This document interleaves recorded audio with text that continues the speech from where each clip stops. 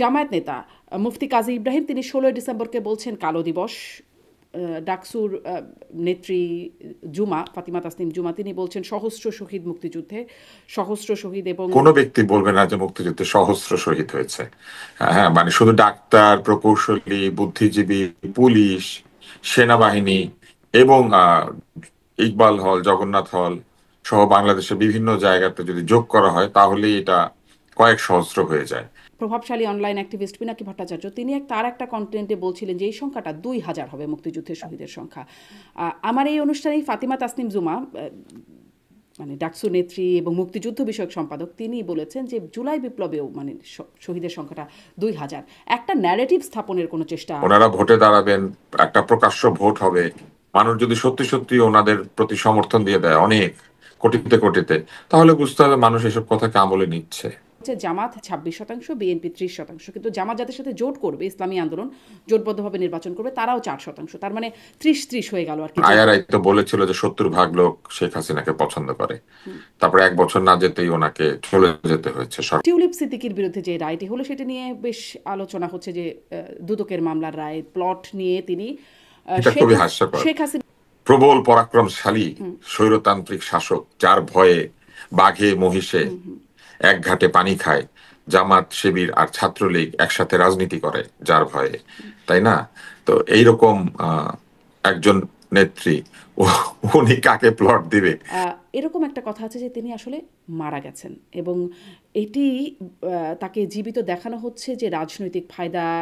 মৃত ব্যক্তিকে কোনোভাবেই মেশিনে তুলে বাঁচিয়ে রাখা যায় না। লাইফ সাপোর্ট, এটা লাইফকে সাপোর্ট দেওয়া, সাপোর্টের ভিতর দিয়ে লাইফ দিয়ে রাখা না। আপনাকে বুঝতে হবে আপনি জীবিত থাকলে আপনাকে এই সাপোর্টটা দেওয়া যাবে, আপনি জীবিত না থাকলে এই সাপোর্ট দেওয়া যায় না। ১৬ ডিসেম্বর কালো দিবস। বঙ্গবন্ধু নয় শেখ মুজিব বিশ্বাসঘাতক, মুক্তিযুদ্ধ নয় প্রতিরোধ যুদ্ধ, শহীদের সংখ্যা লাখ নয় সহস্র বা হাজার, এমন অনেক তত্ত্ব এবং বয়ান এখন আসছে জোরে সোরে। জামাত বলছে আল্লাহর আইন প্রতিষ্ঠায় প্রয়োজনে জিহাদের কথা, কিন্তু কার সাথে জিহাদ? কার বাধায়, কোন স্পর্শকতর কারণে দেশে ফিরতে পারছেন না তারেক রহমান? সেই প্রশ্নের সাথে কানাঘুষা হচ্ছে বিএনপি চেয়ারপারসন বেগম খালেদা জিয়া কি আদৌ বেঁচে আছেন নাকি মারা গেছেন? এসব নিয়ে কথা বলতে আমার আজকের অতিথি গণমাধ্যম ব্যক্তিত্ব ডাক্তার আব্দুল নূর তুষার। ডাক্তার আব্দুল নূর তুষার, আপনাকে স্বাগত জানাচ্ছি পালস অফ পলিটিক্সে আমার আজকের আয়োজনে। ধন্যবাদ শারমিন। আমি শুরু করি যে বিজয়ের মাসে একটা বিষয় আলোচনা এবং সমালোচনা হচ্ছে, সেটি হচ্ছে বিসিএস পরীক্ষার যে প্রশ্ন, সেখানে একটা প্রশ্ন যেখানে ৭১-এর মুক্তিযুদ্ধকে বলা হচ্ছে প্রতিরোধ যুদ্ধ এবং দখলদার বাহিনী বলা হচ্ছে, যাকে আমরা পাকিস্তানি হানাদার বাহিনী বা পাকিস্তানি বাহিনী বলে সম্বোধন করি, সেটাকে দখলদার বাহিনী বলা হচ্ছে। আপনার একটু মন্তব্য জানতে চাই, কারণ এটা নিয়ে অনেক আলোচনা, বিতর্ক, সমালোচনা হচ্ছে। এটির সাথে সাথে আরও একটু যোগ করে দিই, প্রশ্নটা একটু বড়ই হবে, আপনি একসাথে যদি বলেন যে জামায়াত নেতা মুফতি কাজী ইব্রাহিম তিনি ১৬ ডিসেম্বরকে বলছেন কালো দিবস। ডাকসুর নেত্রী জুমা ফাতিমা তাসনিম জুমা তিনি বলছেন সহস্র শহীদ মুক্তিযুদ্ধে, সহস্র শহীদ এবং তিনি আরেকটি পোস্ট শেয়ার করে বলছেন বঙ্গবন্ধুকে বঙ্গবন্ধু নামে ডাকা যাবে না, মানে তার পক্ষে না, তিনি সিডিআই এই শব্দটি ব্যবহার করছেন, মানে এই শব্দ লেটারগুলো ব্যবহার করছেন। আর টকশোতেও দেখলাম বঙ্গবন্ধুকে বিশ্বাসঘাতক বলা হচ্ছে। আপনি আসলে সার্বিক মানে এই বিষয়গুলো কি খুব স্বাভাবিক মনে হচ্ছে? এরকমটাই হবার কথা, নাকি আপনি কোথাও কোনো অস্বাভাবিকতা বা শঙ্কার কিছু দেখেন? প্রথম বিষয়টি হচ্ছে বিভিন্ন বক্তারা মুক্তিযুদ্ধ নিয়ে নানান ধরনের বক্তব্য দিচ্ছেন, যেমন আপনি ইব্রাহিম সাহেবের কথা বলেছেন। উনি এর আগে করোনা ভাইরাসের একটা ওষুধ আবিষ্কার করেছিলেন, যেটা অ্যালজেব্রা বইয়ের একটি অঙ্ক ছিল, এবং এরপরও তিনি বিভিন্ন সময় বিভিন্ন ধরনের কথা বলেছেন। এবং আগের সরকারের সময় তিনি কিন্তু সেই সরকারের সমর্থনও কথাবার্তা বলেছিলেন। তো এই ধরনের ব্যক্তিবর্গ আসলে আমার ধারণা যে বিভিন্ন সরকারের সময় সুবিধা নিতে চান অথবা এক ধরনের সেফটি বজায় রাখতে চান, এই কারণে নানান ধরনের মন্তব্য করে থাকেন। তার নানান ধরনের অসংলগ্ন মন্তব্য কিন্তু আগেও আমরা শুনেছি, বিভিন্ন ওয়াজে তাকে নিয়ে ট্রলও করা হয়। তো সেই জন্য আমি এটাকে খুবই গুরুত্বের সাথে দেখছি না। তবে প্রকাশ্যে এই ধরনের বক্তব্য দিলে আমাদের আইনে সম্ভবত এই বিষয়ে প্রতিকার রয়েছে। ফলে আমি জানি না রাষ্ট্র কিংবা সরকার এই বিষয়ে কোনো ব্যবস্থা নেবেন কিনা। তবে নেবেন বলে মনে আমার হয়, মনে মানে হয় যে নেবার মতো অবস্থা দেখেন, মানে আমি আপনি? আমি জানি না, আমি আচ্ছা, জানি না, আচ্ছা। কিন্তু যেহেতু আহ, সরকার আছেন, ফলে সরকার এই মন্তব্যগুলিকে কিভাবে দেখেন এটা আসলে একটা পর্যবেক্ষণ করার মতো বিষয়। দ্বিতীয় হচ্ছে ডাকসুর একজন হুম, সম্পাদিকা, তিনি সহস্র লিখেছেন এবং এটা যে ডেলিবারেট এটা বোঝা যায়। কেননা কোনো ব্যক্তি বলবে না যে মুক্তিযুদ্ধে সহস্র শহীদ হয়েছে। হ্যাঁ, মানে শুধু ডাক্তার, প্রকৌশলী, বুদ্ধিজীবী, পুলিশ, সেনাবাহিনী এবং ইকবাল হল, জগন্নাথ হল সহ বাংলাদেশের বিভিন্ন জায়গাতে যদি যোগ করা হয় তাহলে এটা কয়েক সহস্র হয়ে যায়। ফলে আহ, এটা আসলে সঠিক নয় যে মাত্র কয়েক সহস্র শহীদ। এটি তিনি লিখেছেন, আমার ধারণা এটা ডেলিবারেট, এটা এক ধরনের বিতর্ক তুলে দেওয়ার জন্য করা। আর এরপরে আরেকটি যেটি আপনি বললেন, সেটি হচ্ছে আরেকটি মন্তব্যের কথা বিসিএস আপনি বলেছিলেন, বিসিএস পরীক্ষার প্রশ্ন করছেন। বিসিএস এর প্রশ্ন। বিসিএস এর প্রশ্ন অবশ্যই ইচ্ছাকৃতভাবে এইভাবে করা হয়েছে। আমাদের মুক্তিযুদ্ধ কখনোই প্রতিরোধ যুদ্ধ নয়। আমাদের মুক্তিযুদ্ধ ছিল মুক্তির যুদ্ধ, ওয়ার অফ লিবারেশন। এটি একটি মুক্তিযুদ্ধ, মানে হচ্ছে একটি জাতির মুক্তির আকাঙ্ক্ষায় সশস্ত্র যুদ্ধ। এটিকে শুধু প্রতিরোধ যুদ্ধ বলা যেতে পারে না। আহ, এবং আক্রমণকারী, দখলদার এইভাবে কোনো বাহিনীকে আহ, বলা ঠিক নাই, কারণে যে কারা আত্মসমর্পণ করেছিল সেটা পরিষ্কার ইতিহাসে আছে। পাকিস্তানি বাহিনী আত্মসমর্পণ করেছিল। কারা আক্রমণ করেছিল সেটাও আছে, পাকিস্তানি বাহিনী আক্রমণ করেছিল। এবং কারা আত্মসমর্পণ করে যুদ্ধবন্দী হিসেবে নিজেদের ভাগ্য মেনে নিয়েছিল, পাকিস্তানি বাহিনী করেছিল। ফলে পাকিস্তান নিজে যেখানে আহ, আক্রমণ স্বীকার করে, সেইখানে আমরা কি করে বলি যে দখলদার, আক্রমণকারী? এটা খুবই অন্যায়। জি। আপনি বলছিলেন সরকারের মনোভাব কিরকম, মানে সরকারের অবস্থান কি? আপনার পর্যবেক্ষণ কি বলে? সরকারের অবস্থান আসলে এখানে আমার পর্যবেক্ষণ বলে তারা তো এরকম আরো অসংখ্য ঘটনায় চুপ করেই থেকেছেন, ফলে আমি তাদের কাছ থেকে ব্যক্তিগতভাবে কিছু আশা করি না। কিন্তু তারপরেও পর্যবেক্ষণ করতে হবে এই জন্য যে তারা তো সংবিধানের অধীনে শপথ গ্রহণ করে সরকার হয়েছেন, এবং সেই সংবিধানে মুক্তিযুদ্ধ নিয়ে এরকম কটূক্তি করার সুযোগ আছে কিনা সেটা তাদের একবার পড়ে দেখা উচিত। বা তারা যে নতুন সংবিধান তৈরি করছেন সেখানেও কি মুক্তিযুদ্ধ নিয়ে এরকম কটূক্তি করার সুযোগ থাকবে, সেটাও তাদের পরিষ্কার করে বলা উচিত। কারণ তারা তো সংবিধানে প্রচুর সংস্কার আনছেন। তো আমরা কি বুঝবো যে সংবিধানের এই সংস্কারগুলি কি আসলে আমাদের মুক্তিযুদ্ধ নিয়ে এরকম মন্তব্য করার সুযোগ দেবে মানুষকে? কারণ এই মুক্তিযুদ্ধ কিন্তু আহ কোন একটি দল বা মতের নয়, এই মুক্তিযুদ্ধ পুরো জাতির ছিল। এমনকি আমরা এখনো ইন্টারনেটে প্রফেসর মোহাম্মদ ইউনূসকে দেখি যে তিনি তখন কথা বলছেন মুক্তিযুদ্ধের পক্ষে। তাহলে এটা তো আমাদের জানতে হবে যে আসলে তারা এই ধরনের কটূক্তিকে আসলে অ্যালাউ করেন, বা এই ধরনের কটূক্তি হোক সেটা তারা চান। এই যে মানে যে সহস্র আপনি বলছিলেন সবকিছু ডেলিবারেট, আপনি শব্দটি ব্যবহার করছিলেন। মুক্তিযুদ্ধের শহীদ। সবকিছু ডেলিভারেট না, আমি প্রথমটাকে বলেছি যে ওনার এই ধরনের অভ্যাস আছে। হ্যাঁ, উনি বিভিন্ন জায়গাতে এরকম উল্টাপাল্টা বিতর্কিত আগেও বলে। বলেছেন। হুম, মানে ওনার নানান ধরনের অযৌক্তিক কথা উনি বলেন। কিন্তু পরের যে দুটি আমি বলেছি সেই দুটি জি। ইচ্ছাকৃত। মানে জুমার সেই বক্তব্য তার ফেসবুকে লেখা এবং এবং হ্যাঁ, বিসিএস এর কারণ বিসিএস এর এত প্রশ্নে। শিক্ষিত, উচ্চ হুম। শিক্ষিত একজন ইচ্ছা করে সহস্র না লিখলে এটা ভুল করে হবে না। মানে আপনি হাজার এটা কি লিখতে একটা? গিয়ে বা হ্যাঁ। আপনি হাজার লিখতে গিয়ে বাজার লিখতে পারেন, কিন্তু আপনি লক্ষ কিংবা আহ, কয়েক লক্ষ লিখতে গিয়ে কয়েক হাজার লিখতে পারেন না। আর সহস্র বানানটা তো একেবারেই হুম, হুম। আলাদা, তাই না? সহস্রের সঙ্গে মিলিয়ে আপনি অজস্র, তাই না, এরকম মিল হবে, তো সেটা তো মিলবে না।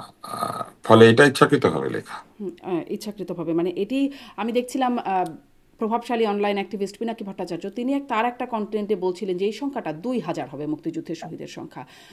আমার এই অনুষ্ঠানেই ফাতিমা তাসনিম জুমা, মানে ডাকসু নেত্রী এবং মুক্তিযুদ্ধ বিষয়ক সম্পাদক, তিনি বলেছেন যে জুলাই বিপ্লবেও মানে শহীদের সংখ্যাটা 2000। একটা ন্যারেটিভ স্থাপনের কোনো চেষ্টা, মানে সেই ডেলিভারির চেষ্টা কিছু চলছে কিনা, নাকি এটাও একটা কাকতালীয় ব্যাপার? এখন যদি কেউ একটা ইতিহাস তৈরি করার চেষ্টা করে, আমরা তো সেই তাদের মুখ আমরা বন্ধ করতে পারবো না। আমাদের যেটা বলতে হবে সঠিকটা বলতে হবে। কেউ 2000 বলুক আর 20,000 বলুক আর 20 লক্ষ বলুক, মূল বিষয় হচ্ছে কোনটা সত্য আর কোনটা মিথ্যা।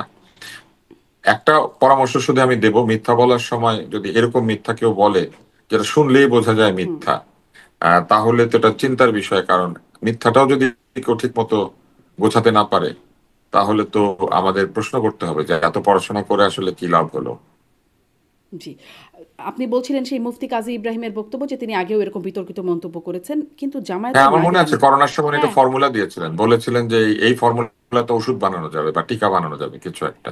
আমি কদিন মাঝে আগেও মাঝে তিনি দেখছিলাম করোনার সময় তিনি এরকম আর বক্তব্য একটা দিতেন। বলছিলেন, তিনি সম্ভবত বলছিলেন যে ভূমিকম্পের কারণ হচ্ছে দোভালের সাথে আমাদের নিরাপত্তা উপদেষ্টা খলিলুর রহমান যে উনি বৈঠকটা মাঝে মাঝে এরকম এটা বলেন, হচ্ছে আমি দেখেছি ভূমিকম্পের কারণ। ইন্টারনেটে এরকম অনেকেই আছেন, তারা নানান ধরনের কথা বলেন। হুম। তো এই কথাগুলি মানুষকে হয়তো তাৎক্ষণিকভাবে এক ধরনের আনন্দ দেয়, কিংবা মানুষ হাসে, কিংবা মানুষ উপেক্ষা করে চলে যায়। কিন্তু বারবার এরকম বলতে থাকলে এটাও চিন্তা করতে হবে যে আসলে আহ এই কথাগুলি কি আসলে ইচ্ছাকৃত, নাকি এগুলা ভুল করে বলা, নাকি আহ এক ধরনের মানসিক অবস্থার কারণে এগুলি তারা বলছেন। এটা আসলে চিন্তার বিষয়, কারণ আমি এটাও বহু আপনার মানুষ কাছে তো তাদের কথা শোনে। বাংলাদেশে মানে কিন্তু জরিপগুলো নিয়ে সবসময় আলোচনা আবার হয়, আমরা আমাদের গণমাধ্যমে আলোচনা যেমন করি, আপনাদের মন্তব্য জানতে চাই সব সময়। যেমন এখানে ভোটের যে হিসাব দেখানো হচ্ছে, আপনি অবশ্য শুরুতেই বলছেন আপনি আমলে নিচ্ছেন না, তারপরেও আপনার কাছে প্রশ্ন করি যে আহ, ভোটের হিসাব যেটি দেখানো হচ্ছে সেখানে বলা হচ্ছে জামাত 26%, বিএনপি 30%, কিন্তু জামাত যাদের সাথে জোট করবে, ইসলামী আন্দোলন জোটবদ্ধভাবে নির্বাচন করবে, তারাও 4%। তার মানে 30-30 হয়ে গেল আর কি জোটবদ্ধ হওয়া অবস্থায়। মানে এটি কি ভোটারদের মনেও একটা বার্তা দিচ্ছে কিনা? না, ভোটাররা না জরিপ শুনে কেউ ভোট দিতে চায় না। ভোটাররা এই 15 দিন পরে জরিপের কথা ভুলে যাবে, এবং ভোটাররা কখনোই নিজের ভোটটা এসব জরিপ কিংবা অন্য কিছুর উপর ভিত্তি করে ঠিক করে না। কে জিতবে কে জিতবে না, এটা ভোটাররা বাজার থেকে, দোকান থেকে, রিক্সাওয়ালার কাছ থেকে, নিজেদের বন্ধু বান্ধবের সঙ্গে আলোচনার ভিত্তিতে নানান ভাবে ধারণা করতে পারে। ফলে ভোটারদেরকে এইটা ভাবলে চলবে না যে তারা আইআরআই কিংবা কোনো কয়েকটা পত্রিকার রিপোর্ট পড়ে তারা প্রভাবিত হয়। আদালতের দিকে তাকাই যে উম, টিউলিপ সিদ্দিকীর বিরুদ্ধে যে রায়টি হলো সেটা নিয়ে বেশ আলোচনা হচ্ছে যে দুদকের মামলার রায় প্লট নিয়ে তিনি এটা খুবই হাস্যকর। শেখ হাসিনাকে রায় দিয়ে চাপ দিয়েছেন, প্রভাব খাটিয়েছেন শেখ রেহানা মানে শেখ হাসিনার বোনকে প্লট বুঝিয়ে দিতে। এটির সাক্ষী হিসেবে দুজন আছেন, তারা শুনেছেন কিন্তু কোনো মানে রেকর্ড বা এভিডেন্স কিছু দেখানো যায় নাই। কিন্তু আবার আদালত কনভিন্স হয়েছেন, রায়ও দিয়েছেন 2 বছরের শাস্তি। হাস্যকর বলে ফেললেন আপনি, একটু ব্যাখ্যা শুনি। না, মানে অভিযোগটা আমার কাছে হাস্যকর লেগেছে, রায় না। রায় ঠিক আছে, আদালত যে কোনো রায় দিতে পারে। হ্যাঁ, রায় নিয়ে আমরা কিছু বলবো না, কিন্তু অভিযোগটা খুব হাস্যকর। কেননা আপনি চিন্তা করেন, এইরকম মানে প্রবল পরাক্রমশালী স্বৈরতান্ত্রিক শাসক, যার ভয়ে বাঘে মহিষে এক ঘাটে পানি খায়, জামাত শিবির আর ছাত্রলীগ একসাথে রাজনীতি করে যার ভয়ে, তাই না? তো এইরকম একজন নেত্রী, উনি কাকে প্লট দিবে, এইটা চাপ দিয়ে প্লট দিচ্ছে আর কি। মানে এইটা বেশ মনে হয়েছে আমার কাছে যে অভিযোগটা বেশ হাস্যকর। আর হচ্ছে কাউকে কিরকম চাপ দিয়ে নেওয়ার কোনো দরকার আছে? যার নাম বলা হচ্ছে তার যে পরিচিতি, উনি সরাসরি কোথাও ফোন করলেই তো তো, কাজ হয়ে যাইতো। তো আমার কাছে মনে হয়েছে যে আসলে কমন সেন্সে অভিযোগটা খুবই জি, অদ্ভুত। কিন্তু আপনি যেটি মানে বললেন যে রায় তো দিতেই পারেন, অভিযোগ তো আমার তো মনে হয় অভিযোগ যে কেউ করতে পারেন, আমি আপনার বিরুদ্ধে, আপনি আমার বিরুদ্ধে অভিযোগ করে দিতে না, পারেন, অভিযোগ তো কিন্তু করতেই রায় পারেন, হ্যাঁ রায় ও চলে না। আসতে পারে তার প্রেক্ষিতে এরকম। হ্যাঁ, আসতে পারে, বিচারক তার রায় তার তার মতামত অনুযায়ী, তার স্বাধীন ইচ্ছা অনুযায়ী দিবেন। বিচারক যদি কনভিন্সড হন, ওনাকে তো দায়িত্ব দেওয়া হয়েছে বিচার সবার কাছে করার জন্য। হাস্যকর মনে হচ্ছে কিন্তু রাষ্ট্র তাকে বিচারক হিসেবে নিয়োগ করেছে, নিশ্চয়ই তার বিচারের সে দক্ষতা আছে বলেই করেছে। ফলে বিচারক যে রায় দিবেন, আমাদেরকে সে রায় মেনে নিতে হবে। সংক্ষুব্ধ ব্যক্তি যার বিরুদ্ধে রায় হয়েছে তিনি চাইলে অ্যাপিল করবেন, কিন্তু আমরা বাইরে থেকে রায় ঠিক হয়েছে না ভুল হয়েছে এটা বলতে পারি না। আমি একটু অন্য প্রসঙ্গে যাই, বিষয়টা খুব সেন্সিটিভ, এই বিষয়টি বেশ স্পর্শকাতর, কিন্তু এই প্রসঙ্গটা বিভিন্ন সামাজিক যোগাযোগ মাধ্যম সহ বিভিন্ন জন বলছেন যে বেগম জিয়া যিনি সংকটাপন্ন অবস্থায় আছেন বলে চিকিৎসকরা ব্রিফ করছেন, এরকম একটা কথা আছে যে তিনি আসলে মারা গেছেন, এবং এটি তাকে জীবিত দেখানো হচ্ছে যে রাজনৈতিক ফায়দা আছে, এই জন্য তাকে দেখানো হচ্ছে, এরকম একটা বক্তব্য আছে। আহ, এইরকম না, ভাবে এটা বলবার কোনো যৌক্তিকতা আছে কিনা, বা তাকে জীবিত দেখানো কোনো ফায়দা আছে কিনা? সাথে সাথে আপনার কাছে, আপনি চিকিৎসক হিসেবে, অবশ্য চিকিৎসকরা ব্রিফ করছেন, সেই ব্রিফিংটাকেও একটু খণ্ডাতে চাই আপনার কাছ থেকে যে আহ, এরকম কি বিষয়টা যে তিনি লাইফ সাপোর্ট আছে তার জন্য তিনি আসলে কৃত্রিমভাবে বেঁচে আছেন, মানে আপনি একটু যদি আমাদের পুরোটা একটু বুঝিয়ে বলেন দুটো বিষয়। আমাদের বাংলাদেশের মানুষের এবং ভারতের মানুষের, বিশেষ করে যারা ফিল্মের ডিরেক্টর, এদের অশিক্ষা তো প্রবল। মানে এদের শিক্ষা জগৎ তো যোগ্যতা আছে, মানে হুম। সার্টিফিকেট আছে, কিন্তু সেই শিক্ষা তাদের মধ্যে সাধারণ কোনো জ্ঞান বা যুক্তিবোধ তৈরি করে না। মৃত ব্যক্তিকে কোনোভাবেই মেশিনে তুলে বাঁচিয়ে রাখা যায় না। লাইফ সাপোর্ট, এটা লাইফকে সাপোর্ট দেওয়া। সাপোর্টের ভিতর দিয়ে লাইফ দিয়ে রাখা না। আপনাকে বুঝতে হবে আপনি জীবিত থাকলে আপনাকে এই সাপোর্টটা দেওয়া যাবে, হুম আপনি জীবিত না থাকলে এই সাপোর্ট দেওয়া যায় না। যেমন রক্ত চলাচলের জন্য আমাদের হার্টটা চলতে হবে, বেঁচে থাকার জন্য আমাদের পিপিলারি রিফ্লেক্স এবং ব্রেইনটা চলতে হবে।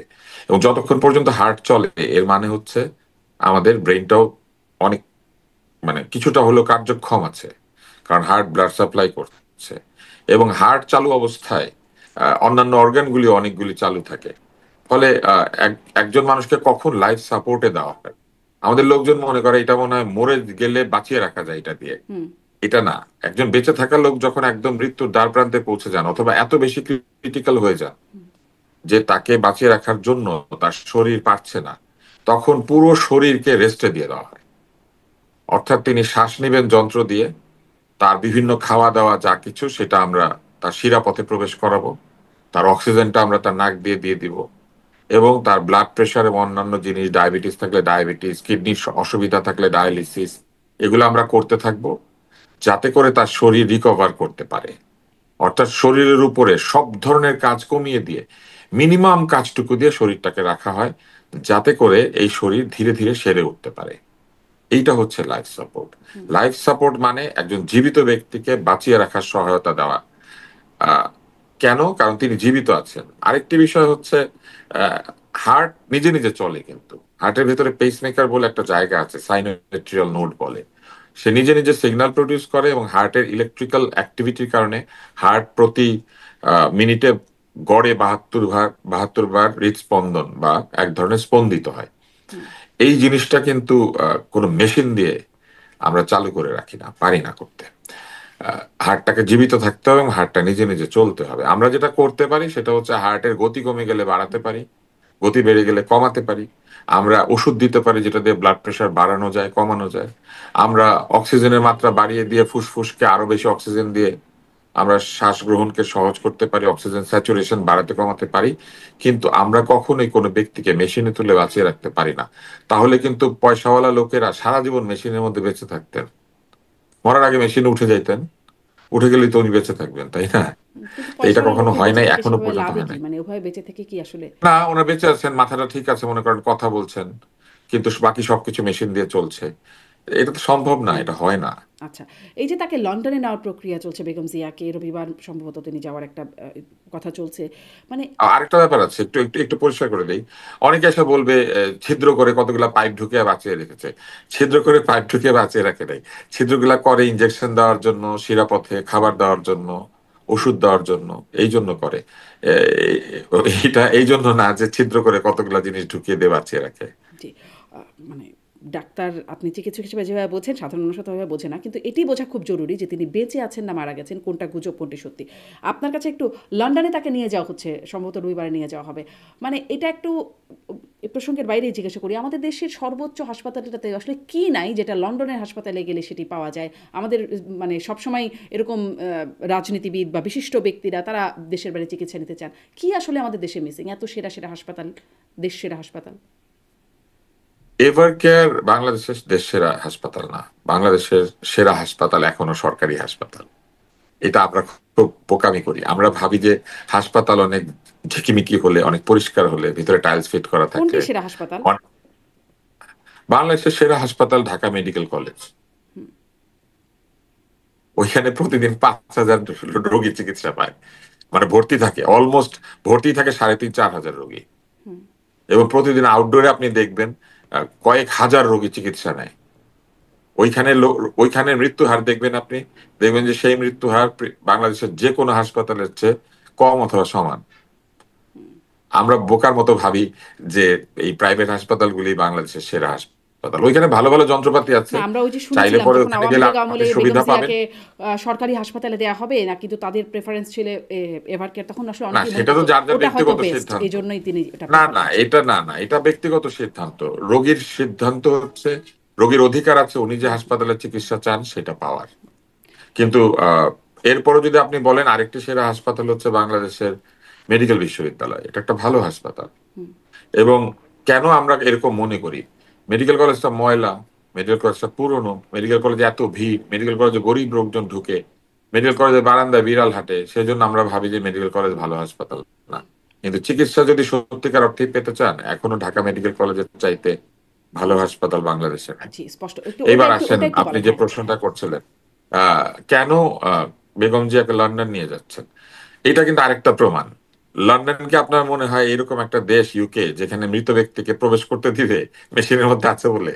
উনি বেঁচে আছেন বলে ওনাকে নিয়ে যাওয়া যাচ্ছে। হুম, আর আরেকটি বিষয় হচ্ছে, ওইখানে কি আছে যেটা আমাদের হুম, দেশে নাই? প্রথমত, ওইখানে যে হাসপাতালগুলি আছে সেই হাসপাতালগুলিতে আমাদের দেশের মতো লোকজন ভিড় করতে পারে না। আত্মীয় স্বজনও যদি যেতে হয়, তার নাম দিতে হয় হুম, ওইখানে, এবং তার অনুমতি থাকতে হয়, এবং বলা থাকে যে কতক্ষণ থেকে কতক্ষণ তিনি দেখা করতে পারবেন। আমি ইউকেতে যেহেতু একজন রোগীর সঙ্গে বহুদিন ছিলাম, আহ, আমাদের প্রয়াত মেয়র আনিসুল হক, আমি সেটা একদম কাছে থেকে দেখেছি। এছাড়াও আমি একাধিকবার ইউকেতে গিয়েছি বলে আমার বন্ধুরা ডাক্তার, তো সেখানে জুনিয়ররাও ডাক্তার, সিনিয়ররাও ডাক্তার, আমি একাধিকবার তাদের হাসপাতালে গিয়েছি।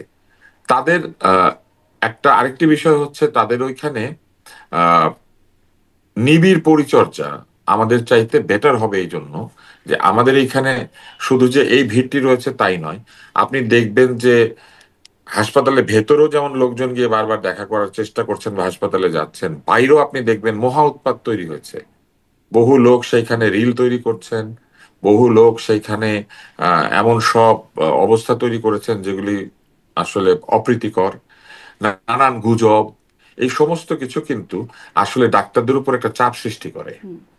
ওই দেশে গেলে পরে ডাক্তারদের কিন্তু পাত্তাও দিবে না বাংলাদেশে কি হচ্ছে।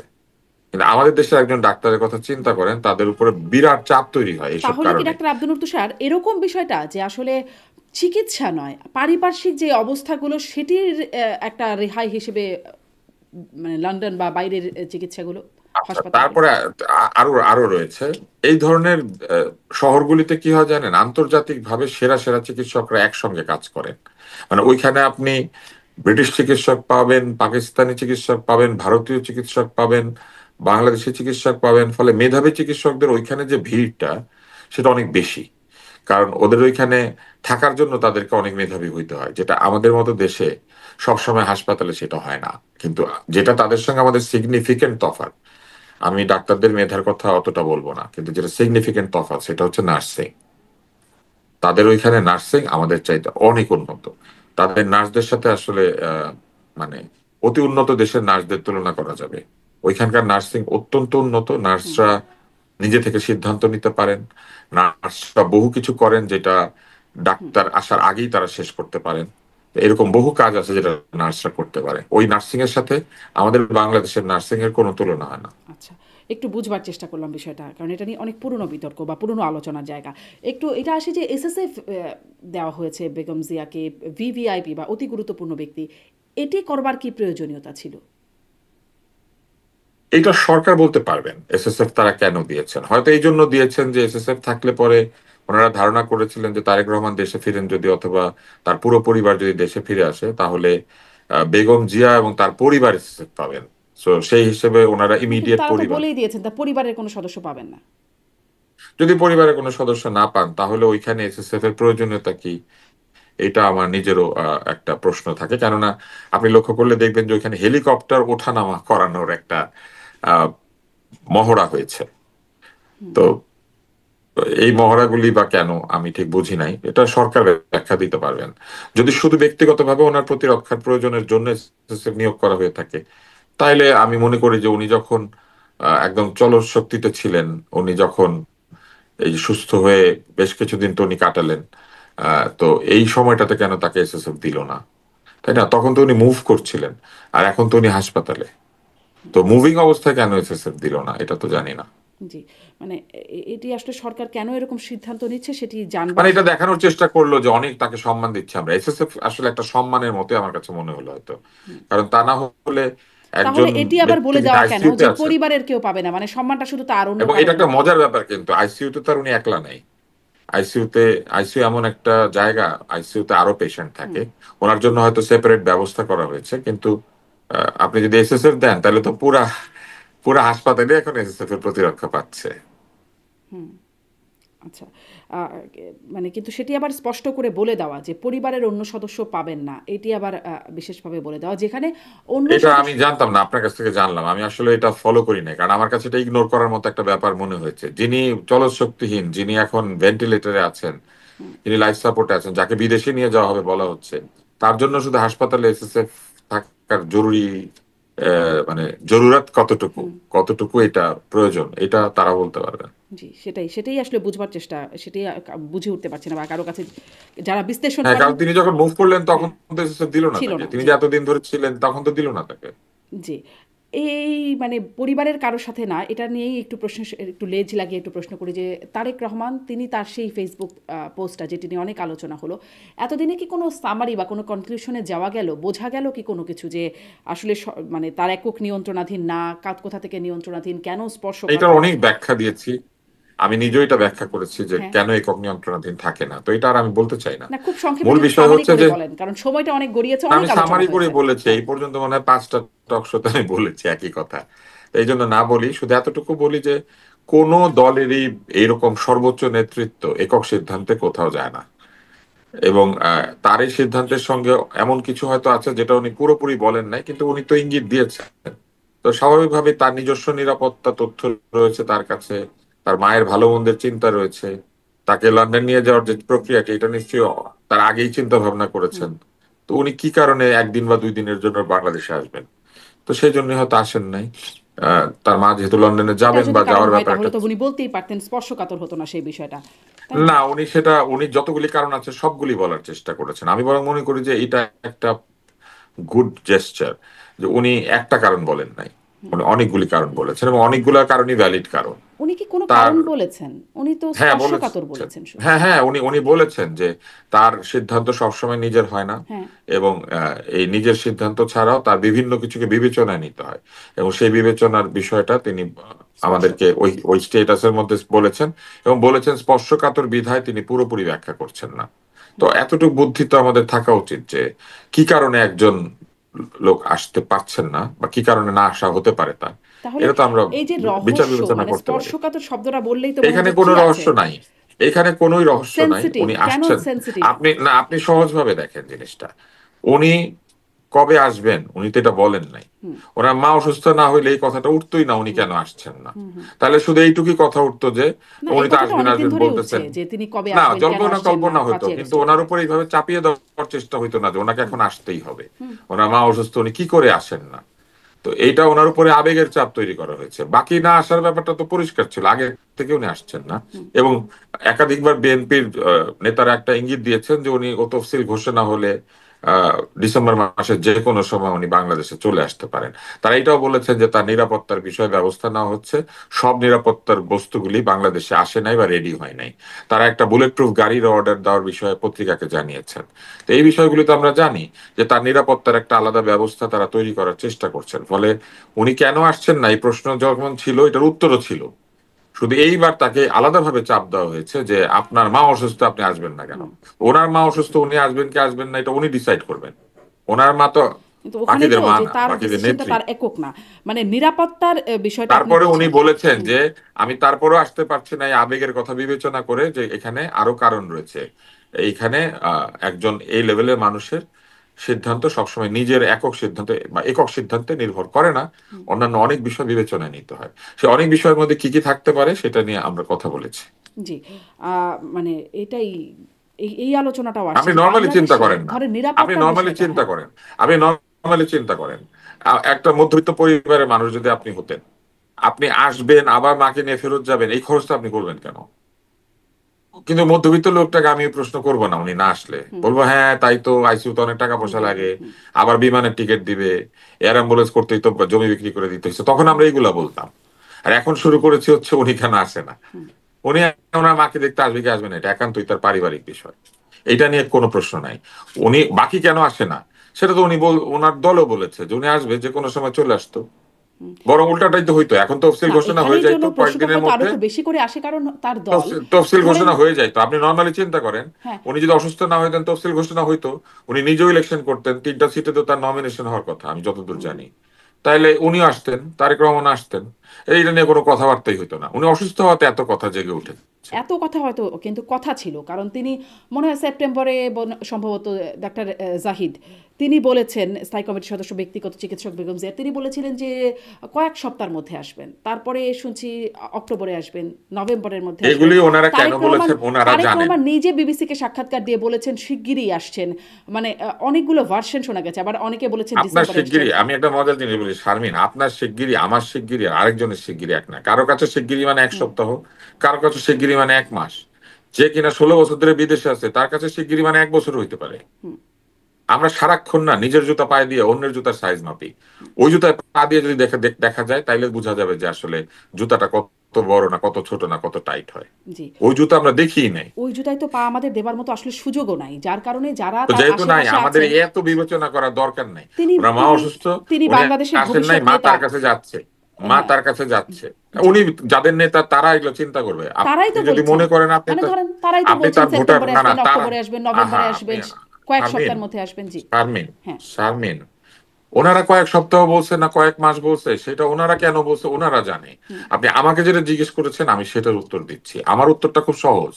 ওনার মাকে উনি দেখতে আসবে কি আসবে না এটা পারিবারিক বিষয়। এই জন্য মানে মানে আলোচনাটা এতই বিস্তৃত যে এখানে -4 এই তত্ত্ব এখন চলছে যে -4 বাকি টুকে, -4 মানে বাকি টুকে। বাকিরা আগে যারা মাইনাস হয়ে গেছে তাই তো মিন করছে। দেখেন -2 মানে ব্যক্তি না, -2 মানে দল। বুঝতে হবে, কারণ এই ব্যক্তি যারা তাদের উপরে দল, এই দলগুলি ব্যক্তির ইমেজের উপরে দাঁড়ানো দল। আওয়ামী লীগ ব্যক্তির ইমেজের উপরে দাঁড়ানো দল, বিএনপিও ব্যক্তির ইমেজের উপরে দাঁড়ানো দল। এদের প্রতিষ্ঠাতা বা এদের মূল যে নেতা বা নেতৃত্ব তারা এত জনপ্রিয় হয়েছিলেন যে তাদের ওই জনপ্রিয়তাকে বহু বছর ধরে দলের সদস্যরা এনক্যাশ করতে পারছে। হুম। ওই মাপের জনপ্রিয় লোকজন এরপরে খুব কমই তৈরি হয়েছে এই দলে, এই দলগুলিতে। ফলে -2 মানে দুইটা দলকে মাইনাস করা, -2 মানে দুইটা নেতৃত্বকে মাইনাস করা না। নেতৃত্ব মাইনাস করলে দল হারিয়ে যাবে না, এটা হচ্ছে একটা বিষয়। দ্বিতীয় হচ্ছে যে এই দলের যারা কিন্তু 1/11 সদস্যবৃন্দ, যে -2 যখন থেকে শুরু হলো, মানে আমরা যে -2 তত্ত্ব থেকে অভ্যস্ত হলাম শুনে শুনে, সেটা মানে কি ছিল? সেটা মানে তো দুই ব্যক্তিই ছিল না? সেটার মানে তখন ছিল দুইটা দলকে বাদ দেওয়া, দুই দল বাদ দিয়ে অন্য দল তৈরি করা। আপনার মনে নাই তখন অন্য দল তৈরি অন্য দল হচ্ছিল? তৈরি ফেরদৌস হচ্ছিল। আহমেদ কোরেশি, ফেরদৌস আহমেদ কোরেশি একটা দল বানিয়েছিলেন, মনে আছে আপনার? ডক্টর ইউনূসও বানাচ্ছিলেন একটি দল। উনি চেষ্টা করছিলেন একটা দল বানানোর জন্য, পারেন নাই, কিন্তু কোরেশি সাহেব তো বানিয়েছিলেন। হুম। তো তখন এরকম দল বানানোর চেষ্টা চলছিল আর পুরনো দলগুলিকে বিসর্জন দেওয়ার একটা চেষ্টা চলছিল। এখনো তো অনেক নতুন সেটা নতুন সফল দল, হয় নাই। এখনো তো অনেক নতুন নতুন দল হচ্ছে বা এখন হয়েছে। অনেক নতুন নতুন দল আছে, কিন্তু সেই মাইনাস ফর্মুলাকে কার্যকর করার মতো পরিবেশ বাংলাদেশে আছে কিনা সেটা একটা প্রশ্ন। কিন্তু এরকম কোনো অ্যাটেম্প্ট কি আপনার মনে হয় আছে? মানে এইটা আমি আমার অনুষ্ঠানে অনেক দিন আগে মহিউদ্দিন আহমেদ লেখক গবেষক তিনি বলেছিলেন যে এটি আসলে -2 নয়, বিষয়টি হচ্ছে -4। তারপরে ইদানিং তো খুব বেশি আলোচনা হচ্ছে এই -4 তত্ত্বটি নিয়ে। বা বাকি টুকে, ওই যে আগেই যারা মাইনাস হয়ে গেছেন আওয়ামী লীগ নেত্রী, হ্যাঁ তো বাকি টুকে -4 হইলো মানে থেকে। শেখ হাসিনা -2 এবং এখনো তার তো দুই নেত্রী প্রতিনিধি বেঁচে ধরেন আছে। হয়তো সজীব ওয়াজেদ জয়, এবং এদিকে বেগম জিয়া এবং তারেক রহমান। না, আপনি আপনি বেগম জিয়ার প্রতিনিধি এককভাবে তারেক রহমানকে বলতে পারেন, কারণ সরাসরি হুম। রক্ত। কিন্তু শেখ হাসিনার 2 জন ছেলে মেয়ে আছে, তার বোন দুইজনই, আছে। দুইজনকে না ধরলাম আমি। না না, আমি আপনাকে বলি, তার 2 ছেলে মেয়ে আছে, তারপরে তার বোন আছে, বোনের 2 ছেলে মেয়ে আছে। তাহলে তো ওইখানে -6 আর এখানে 2, -8 বলতে হবে। তো কোন 4? মানে শেখ হাসিনার প্রতিনিধিটা কে? এইটা বলতে বলেন, বলতেই তো পারবেন না এখনো। সো এইটা কোনো -4 টোর না, এটা -2ই। এবং সেই -2 ফেল করেছে আগে, এবং এখন তো -2 করার কোনো উপায় নাই। আপনি যাকে এসএসএফ দিলেন তাকে মাইনাস করবেন কিভাবে? তিনি তো এমনিও অ্যাক্টিভ না, তিনি তো খুব অ্যাক্টিভ হবার মতো অ্যাক্টিভ না, কিন্তু বাস্তবতায় তাকে নাই। আপনি মাইনাস তো করতে পারলেন না। এসএসএফ দিলেন মানে আপনি স্বীকার করলেন যে উনি রাষ্ট্রের সবচেয়ে গুরুত্বপূর্ণ ব্যক্তিদের একজন, তাই না? এসএসএফ কে পায়? রাষ্ট্রের সবচেয়ে গুরুত্বপূর্ণ ব্যক্তি যারা তারা পায়। প্রেসিডেন্ট পায়, প্রধানমন্ত্রী পায়, তাই না? এবং আহ, ক্ষেত্র বিশেষে রাষ্ট্র যদি কাউকে এসএসএফ দিতে চায় তারা পায়। তো ওনাকে দেওয়া হলো মানে কি? এটা তো রাষ্ট্র স্বীকার করলো যে উনি রাষ্ট্রের সবচেয়ে গুরুত্বপূর্ণ ব্যক্তিদের একজন। কিন্তু তো তিনি, কেমনে মাইনাস কিন্তু করবে? ধরেন তিনি তো সিদ্ধান্ত নেবার মতো অবস্থায় নাই, বা তিনি কোনো সিদ্ধান্ত বাস্তবায়নের অবস্থায় নাই। আরে যারা সিদ্ধান্ত নিয়েছে তারা তাকে এই গুরুত্বটা দিল, তারা কি কি করে তারা মাইনাস করবে? আমি যদি আপনাকে বিরাট গুরুত্ব উনি দিয়ে প্লাস ফেলি আমি থাকলেই আপনার বা মাইনাস মানে করবো কিভাবে? রাজনৈতিক বাস্তবতায় উনি থেকেই মানে ওনার যদি বলেন বুদ্ধিমত্তা বা সেটির কি প্রয়োগ আছে কোনো? বা আপনি যখন কাউকে এইভাবে একটা সম্মান দিয়ে ফেলেন তারপরে তার পরিবার কিভাবে মাইনাস করবেন কিভাবে? পরিবার তো দেশে রাষ্ট্রের আসেনি। সবচেয়ে গুরুত্বপূর্ণ ব্যক্তির পরিবারকে মাইনাস করে দিবেন? এটা সম্ভব? হুম। এই 2 দিন আগে আপনি একজনকে দিলেন, উনি বাংলাদেশের সবচেয়ে গুরুত্বপূর্ণ একজন ব্যক্তিদের একজন, এবং উনি সিদ্ধান্ত গ্রহণের অবস্থা নাই, জীবিত তো আছে। হুম। হুম। তো জীবদ্দশায় যাকে আপনি এই সম্মানটা দিলেন, তাহলে তার পরিবার বাদ নাকি? এটা কেমনে হয়? কিন্তু পরিবার তো আসছেন না, বা আসতে পারছেন আসছে না। তো। হ্যাঁ, ওনার পুত্রবধূ আসছে, পরিবার হুম। আসছে তো। আরেক পুত্রবধূ তো মাথার কাছেই আছে, তাদেরকে পরিবার বলবেন না? জি।